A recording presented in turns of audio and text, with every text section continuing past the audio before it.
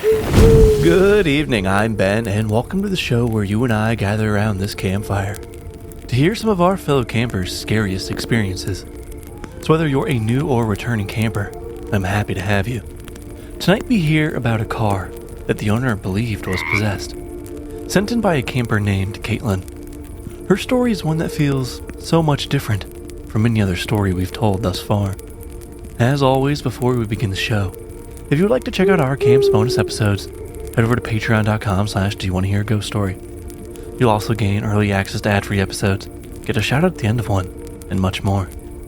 Now, without further ado, do you want to hear a ghost story? My first car was nothing to brag about. A beat-up, dusty Toyota Corolla from the time when flip phones were cutting edge. The paint had a weird, chalky texture. The tires were bald in some spots, and the back seat smelled like someone left their wet gym bag in there for years. But it was mine. At first, I was thrilled. The independence, the freedom. I loved it. But that was before I saw the scratch. That was the exact moment, looking back, I knew something was off. Not when I handed over $2,000 in crumpled 20s to some greasy old man on Craigslist. Though that also should have been a red flag. But no, it was when I climbed into that driver's seat for the first time. It was right there, inside the driver's side door, 2 words carved into the plastic. Who's driving?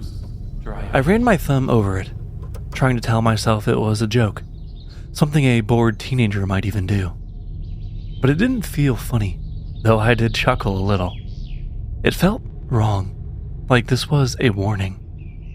But whatever, it's just a dumb old car, I told myself. It could get me from point A to point B, and that's all I needed. But by the second week, I wasn't so sure. The first thing I noticed were the windows. Every time I locked the car and left it out overnight, I'd come back and find the driver's side window rolled down. Not all the way, just enough to let the cold seep in. I thought maybe I was forgetting to roll it up, but it kept happening. In the radio, oh God, the radio played this static sometimes, but never while I was driving, only when the car was off. I'd park, pull my keys out of the ignition, and as I was walking away, I'd hear this faint hiss of static coming from inside, like the car was whispering to itself. I told myself it was just quirks, old car stuff, but I couldn't explain all of it away, at least, not this next part.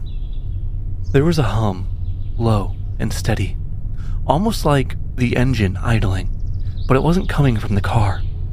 It was coming from inside me. I could feel it in my teeth whenever I drove at night, a deep vibration that made my molars ache. I didn't tell anyone at first. I didn't want to sound crazy. After all, I had told them all about the car already. Now this.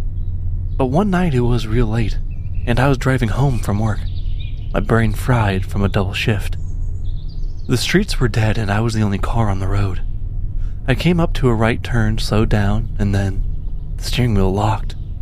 And I don't mean that the steering wheel got stiff or hard to turn. It literally just froze. Like the car decided it was not going to let me steer anymore. I panicked and slammed on the brakes. The car jerked to a stop, inches from the curb. My heart was pounding, and my hands had sweated all over the wheel. Then, just like that, it let go. I turned the wheel easily again, like nothing had ever happened. I went about my way, finishing my turn. My hands were shaking so badly that I almost pulled over, but something told me not to stop. Not there, not in the dark, and not in this car. And on the drive home, the hum got louder. I told myself that I would stop driving the car that night, but I didn't. That night as I went to bed thinking about what happened, I had a dream. A dream that I was driving the car, but that I wasn't in control. The car was driving itself, gliding through the empty streets. And I could almost feel it thinking, deciding where to go, deciding where it wanted to take me.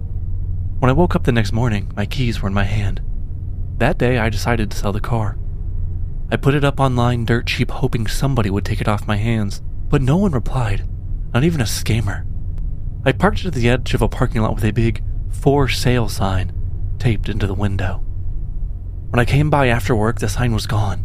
Well, not gone, but ripped in half and stuffed under the windshield. Just staring at it, I froze. My chest felt tight. I decided to walk home and leave the car where it was. But when I got home, the Corolla was in my driveway. I stood there for what felt like hours, my keys gripped tightly in my hand. I didn't remember driving it here.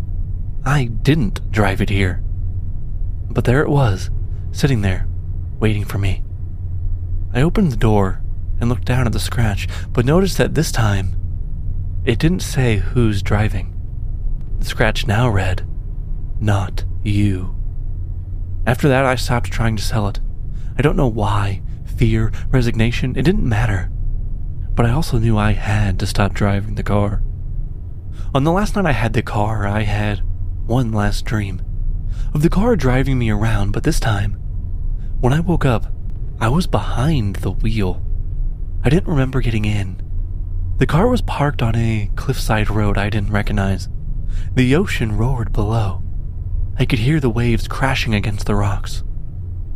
It was odd, but when I looked over, the passenger seatbelt was buckled.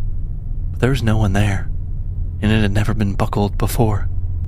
I don't know how long I sat there, staring off the edge of the abyss into the darkness. I couldn't hardly move, couldn't hardly breathe. Who's driving? Who's driving? And for the first time, I think I understood. "Not me!" I said as I unbuckled my seatbelt and quickly got out of the car. Just in time, really, because just as I got out, this Corolla drove itself over the cliff. Thank you, Caitlin, for allowing me to share your story. I thoroughly enjoyed this one. It gave me chills reading it. I mean, after all, driving is already dangerous enough as it is, let alone any ghostly interference. For show announcements, I would like to address the backlog of stories. So if you've sent me a story or email in the last 4 to 6 weeks and I have not responded, I'm working on it. I never dreamed that I would get this level of participation as I am. I'm honestly working on stories that were sent in over 3.5 months ago. So bear with me. I will tell everyone's story. And with that, I will leave you here for the night. If you want early access to ad-free episodes, a shout out at the end of one, head over to patreon.com/do you want to hear a ghost story. And I am glad to have you all as campers on this journey. Please keep sharing the show with anyone you think might like these stories, or someone you're just trying to scare. If you are enjoying it, go ahead and leave a review. I would love to hear from you. Until next time.